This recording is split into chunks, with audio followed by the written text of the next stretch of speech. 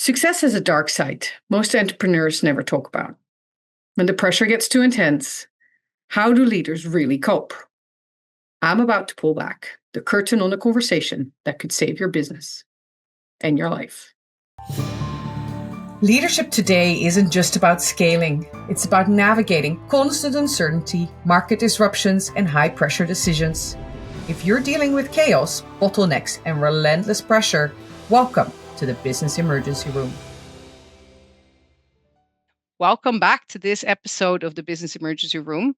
I'm really glad you're here because we talk about an important topic. We talk about you, me, us as leaders, and how we deal with being the business at times. And maybe at times go too far in that and find unhealthy coping mechanisms to sustain the continuity of our business. I have the perfect guest to talk about that with us today. His name is David Greer.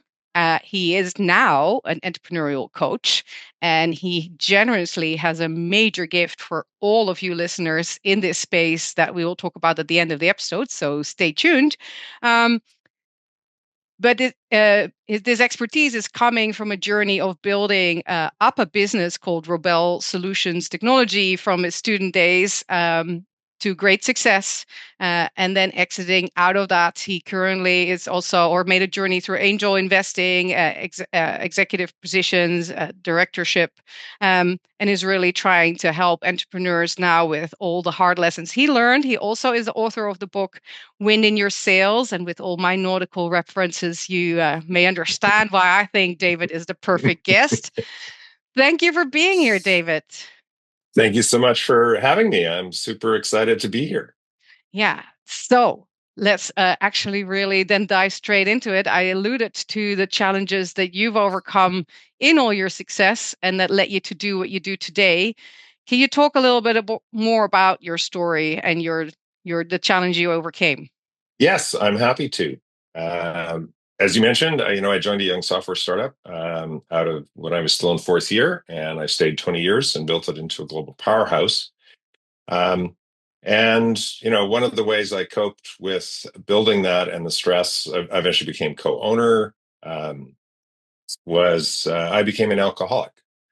And, I both been a practicing alcoholic and running businesses and a sober alcoholic in, senior leadership roles or helping others. But for 20 years, I was in complete denial about what I was doing. I'm a very typical high-performing alcoholic. On the outside, even after a lot of drinking, I didn't slur words, I didn't stumble. So, from the outside, it's not really obvious that I have this problem. And there are millions and millions and millions that look like me, like that are using alcohol as a coping mechanism. To make the lows not so low, to make the highs higher. I definitely used it as rocket fuel to work really long hours. And, at the end of the day, I used alcohol to cope with my feelings and, to have, not feel good enough to overcome my fears. I didn't know this. I didn't do this consciously. But this is what I did until I brought an amazing coach into my life, Kevin Lawrence, and I brought him into my life because I was completely unfulfilled in angel investing. That was not something that worked well for me. I didn't really know that until I met Kevin. He asked me a couple of questions, and I had like tears in the corner of my eyes. So I hired him to advance my career. But after 18 months, we had cleared all the clutter off the table. We got me started in a new executive gig, and all that was left was the elephant in the room. And he was the first person I admitted I had a drinking problem to. And in his home life, in the summers, he had a summer place. And one of the people he interacted with a lot around the campfire was someone who had 20 years in 12-step recovery. And Kevin does have a drinking problem, but he's an infinitely curious coach. So he talked a lot to this gentleman and his journey. And so when I showed up with the drinking problem, Kevin knew what to do. And he coached me to 12-step recovery. And that was a little more than 6,000 days ago. Wow. And yeah, as I like to tell people, it's the single biggest achievement of my life. And every morning I have to get up and I need to achieve the biggest achievement of my life, which in some ways is a gift. Like when I start my day, I know what the number one priority needs to be, like everything else. Because if I pick up a drink, then I won't have a life. I Yeah. won't have my business. I won't have anything.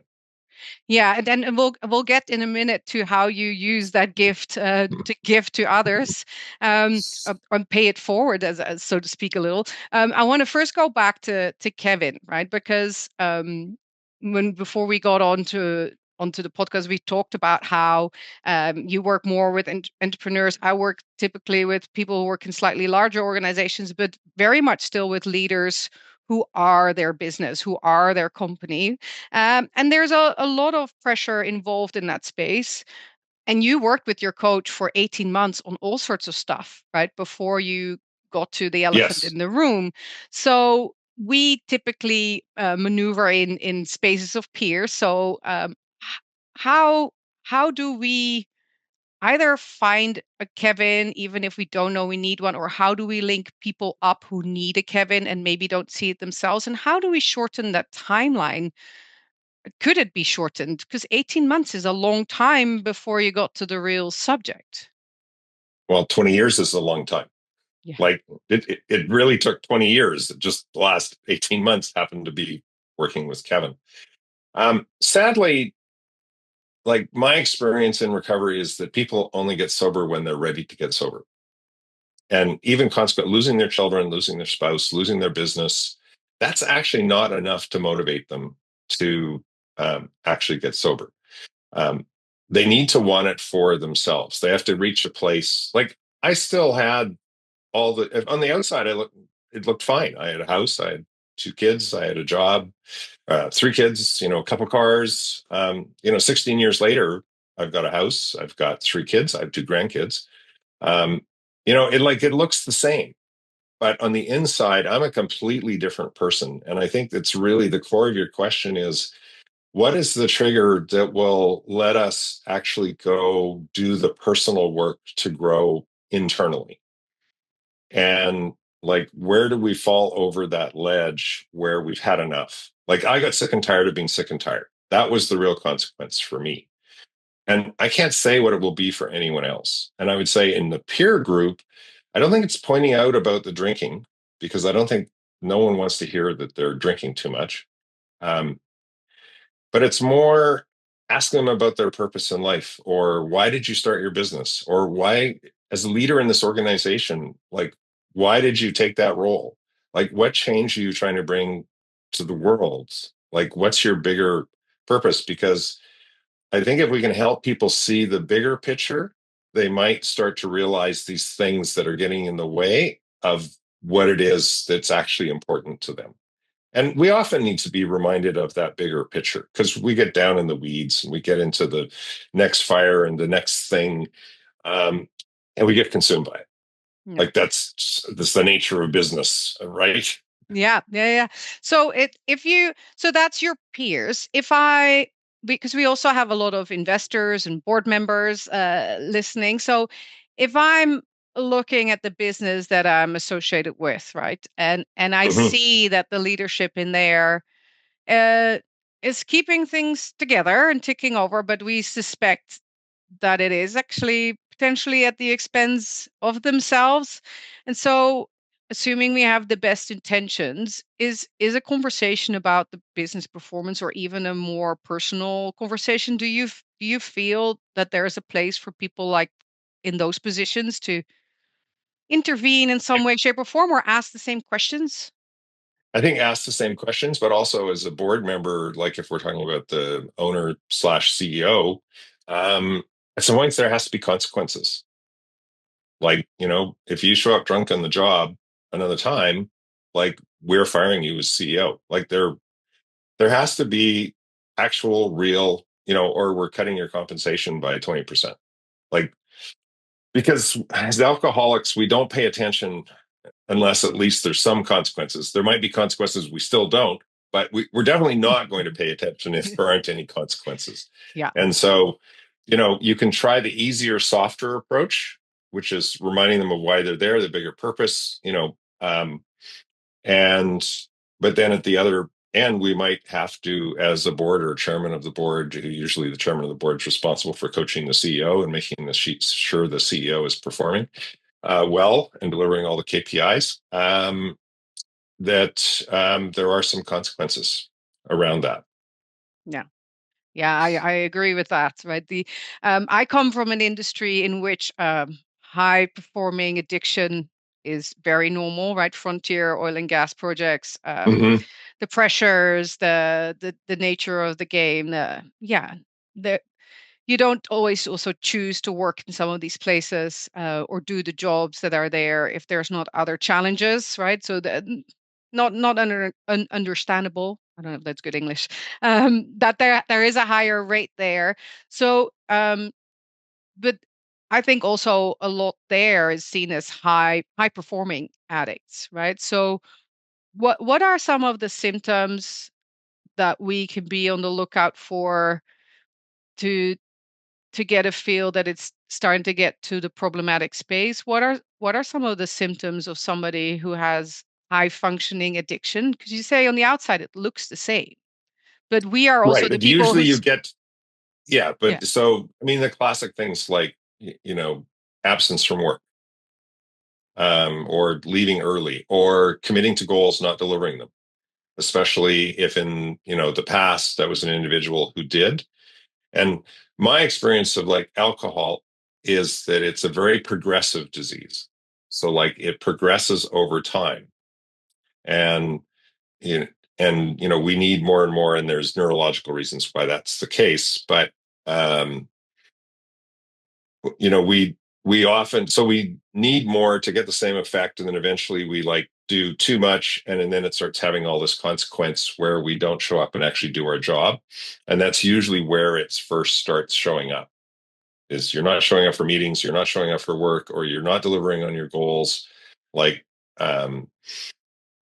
so the obvious consequences will be there when you get to a certain point. Before that, it can be very, very hard. I mean, you go out to dinner together and you watch someone have 3 drinks and drink a bottle and a half of wine. That's alcoholic drinking. Can't say they're an alcoholic, but it's alcoholic drinking. The challenge is in a lot of business environments that's so normalized. Like going out and having dinner drinking alcoholically is actually completely normalized. So, like, who's really got a problem here? yeah. Well, Hard to say. I live in New Orleans. Safe to say that the drinking is indeed a normal part of the day, right?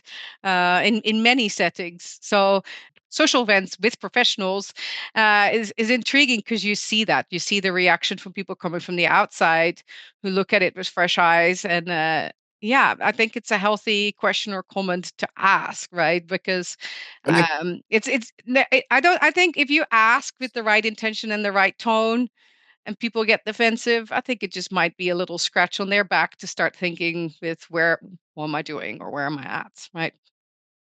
and I think the broader, to bring in experts and like talk about alcoholism and addiction, which there are. Yeah. Like, I think there's an opportunity for an education piece without any blame or judgment. But again, if you bring it in for broader talk about the organization, like 10% of the population has alcohol use disorder. So, if you're a 100 employee company, 10% of your people are alcoholics or substance use, have substance use disorder, right? That's a lot of people. So I think, part of why I do podcasts like yours is to just try and reduce the stigma. Like it is a mental health disease. Yeah. And I think it's important we're more aware of it and that there are solutions for it. Yeah. And what I hear you say before we get to the flip side and how you now work the positive angle of things. I hear you say very clearly that yes, although this is an issue we see very much in people in general, but also very much in leaders in this space. And there's things we can do as their peers because we spend a lot of time at work with our colleagues, with our peers, and so we are the right people to maybe see changes in behavior and at least say something.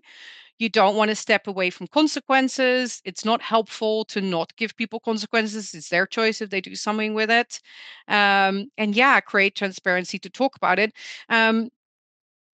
So what I'm also kind of implicitly hearing is that it's not necessarily your culture thing. Is this more indeed an individual coping mechanism, and whether your business is actually healthy, transparency and communication and talks about a lot of stuff, um, that this is typically how individuals deal with their stress, their situations or their feelings, and it's not necessarily a reflection of where your business stands or how it operates?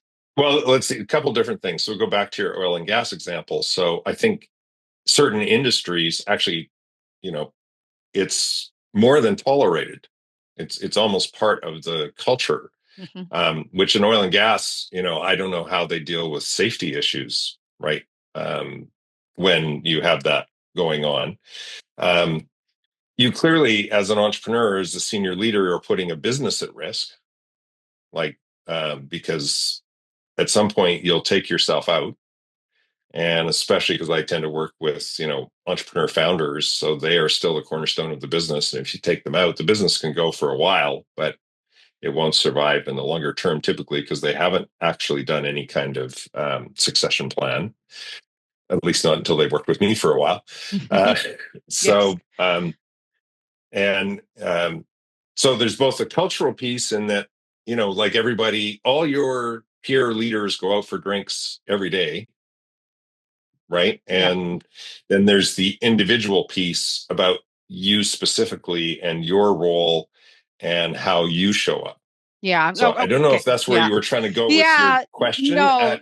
Great qualifier, actually. Not necessarily, but that's helpful because, and let me say that if you are on an offshore installation or if you're in an oil and gas facility, typically they're ring fenced and there's no alcohol at all, right? So if you're doing rotations or whatever, the scenarios I talk more about are people who work and live in difficult circumstances, and then once they're outside that bubble but also still working, the Mhm. transition can be very Right. black and white, and also I don't know, sometimes feels like they want to live double in the time that they're not at work or whatever the situation is. I think in general, industries that have high stress have all sorts of additional or increased levels of mental health situations, right? That I think many of them are. Yes. And Yeah, we're but talking about alcoholism and addiction, but we could talk about workaholism. We could talk yeah, about, gambling. We can talk about like all of these unhealthy ways that we cope with stress. yeah, And the thing I want people to try and think about is, are you trying to change your feelings with some activity or something you're putting in your body? Because that's an indicator yeah, that you're using an unhealthy yeah, coping mechanism. yeah. What I was trying to get to is uh, some organizations, as we talked about, some industries or some organizations have a higher level, above average people with unhealthy coping mechanisms, but we're talking about leaders specifically. And what I found in my experience, and I wanted to hear your view on that, is that whether there is somebody with an addiction issue in charge or not is not necessarily a reflection of how healthy the interpersonal culture in a business is. Because I've Correct. seen Yes. leaders who have great level of care for the people working for them and who can be to them and be there for them in a way that they can't be for themselves, who are good communicators or quite transparent or quite honest about almost everything else except about that, because that is their coping mechanism and it's something they hide from the world. Do you agree with that, or do you see it bleeding over in culture all the time? Or there's of course Again, examples of either side, right? But there's examples generalizing. either side, but I'll just go back to my example. 20 years a daily drinker, 20 years in complete denial. And I would manipulate situations to have more drinks. I totally relate to these people who, are in a situation where they can't drink for a period of time. Then it's like, oh, I got to make up for lost time. Like, so I've got to drink more. Um, and again, I was still able to like function in life, Yeah. and quite well. I wasn't 100% present to my kids and to my spouse and others, which is, one of the things I regret. But it's the denial is so powerful. Yeah. Like Yeah. and until you have a consequence, till someone points it out enough that you really respect. Like, here's the deal with Coach Kevin. I'd worked with him enough that I knew once I admitted it to him, he was never going to let me off the hook. I didn't know what that looked like. Yeah. But once I opened the door to Kevin, it was like I knew I could not close that door. I couldn't, once I was through it, I couldn't go back out because I had too much respect, and I knew that Kevin he would just be a terrier bull, like on my case until something happened about it. Again, I didn't know what that looked like. I didn't like, it was a leap of faith into the unknown. And thankfully it's worked out very well. Yeah. So I let's had to have that person who, and it just, again, I got to that point of being so sick and tired and just beholden to the alcohol. I just didn't want to do it anymore. Yeah. So let's talk about how you use what you learned, and what Kevin helps you with, how you use that today to help leaders grow their business and entrepreneurs, take their business to the next level and get that focus back. Yeah, so I'm an entrepreneurial coach and I'm a facilitator, and I specialize in helping individuals who are challenged by alcoholism or addiction, whether you're still out there or whether you're actually in recovery. Like, running a business where that was your coping mechanism, and operating in an environment like you might be in one of these environments where alcohol is very, very present, like with the customers, so how do you cope? And, I've been around enough, and I just help them, give them a lot of strategies for how you can operate in that environment and still stay sober. Yeah. And, if you show up for this kind of thing, so sometimes coaching calls are, I'm going to go to this kind of event and it's going to look like this. And it's like, we work out an exit strategy. We work out, what they're going to do and how they're going to show up. Yeah. And how to make it through. And like, you can leave early, like, especially if a lot of people are drinking and you leave early, no one notices because they're too drunk. Fabulous. No, serious. And, now that I'm sober, like, after everyone's had like half a dozen drinks, the conversations are not very interesting. I'm quite happy to leave. And they're not going to matter to the decisions tomorrow either. No. So despite the cultural norm that deals are done over, that's the lubricant. Yeah. Like, again, it's a social myth or a business myth. I doubt there is any alignment on whatever the decision was made after that sixth drink, because exactly. Yeah. And I talk about decision making all the time. That doesn't sound like quality decision making. Not in any way, shape, or form. No. So you started off saying that you now have this focus. Every day you have a task, and you can me finish off talking about how that translates to how you help people and run their business, having that kind of same approach. Yeah, so I think for entrepreneurs and for leaders in general, the figuring out for at least the next quarter what the number one thing is that needs to happen, and then staying very focused on making the number one thing happen. That's actually really hard. Yes. Because either you didn't decide on what the number one thing is, so that's the first problem.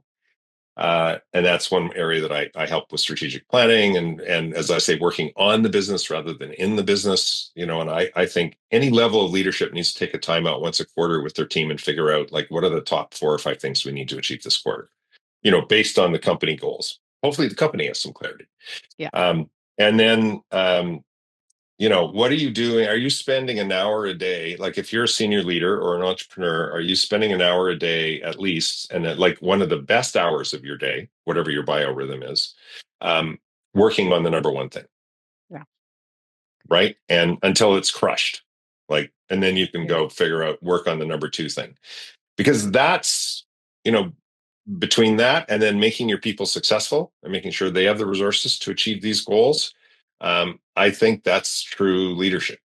Yeah. And of course, we all get totally consumed in the day-to-day, the next thing. Some entrepreneurs come in an hour early and they do not look at email. They pull out the strategic plan. They focus on the number one thing that needs to happen.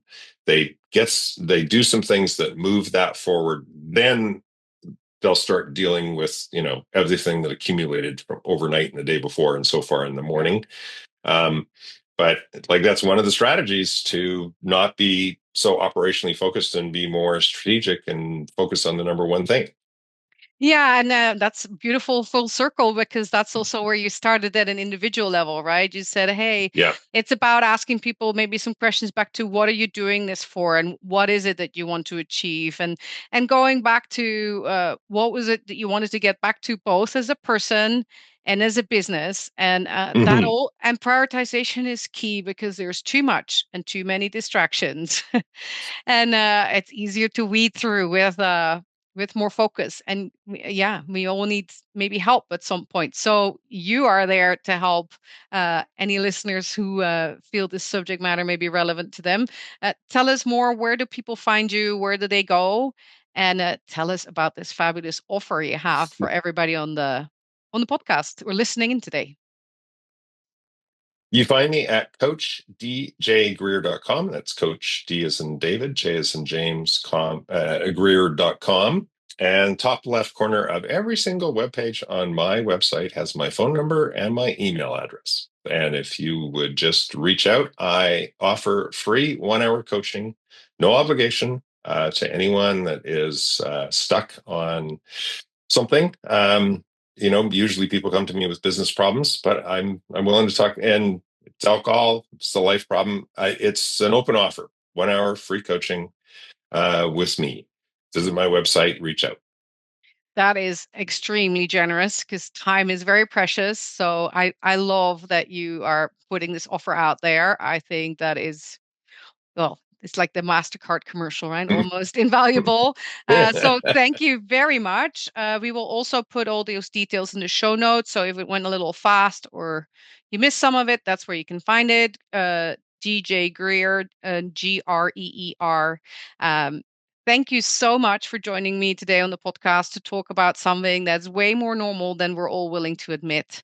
And yeah, if you are not functioning in a way that you can continue without help of substances, then that's a risk to your own business continuity too, right? So if you are that attached to your business, this is a topic that fits with business continuity planning and needs attention. And if you care about your peers, keep your eyes and ears open. Maybe this conversation will help you to have a conversation with somebody or with yourself.